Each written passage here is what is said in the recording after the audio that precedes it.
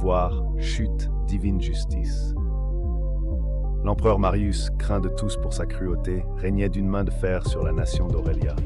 Il infligeait sans relâche châtiment et humiliation à son peuple rebelle, croyant asseoir ainsi son pouvoir. Mais bientôt, il remarqua que chaque acte de violence qu'il ordonnait semblait étrangement guidé, comme si une force invisible le poussait à aller toujours plus loin dans la tyrannie.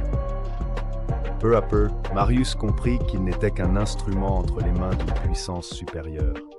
Ses tortures, ses décrets impitoyables, n'étaient qu'un moyen utilisé par Dieu pour contraindre Aurélia à plier le genou, à reconnaître ses fautes et à chercher la repentance.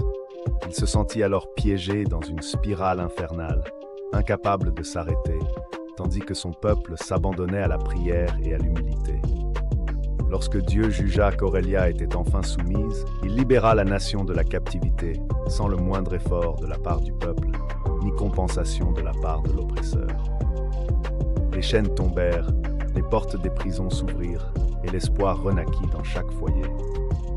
Marius, impuissant, assista à cette délivrance miraculeuse, comprenant que rien ne pouvait s'opposer à la volonté divine.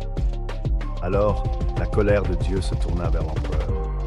Comme l'orgueilleuse Babylone autrefois prise en une seule nuit, Marius fut anéanti. Son nom disparut dans l'oubli, et son exemple servit de leçon à ceux qui croient détenir le pouvoir ultime sur la destinée des hommes.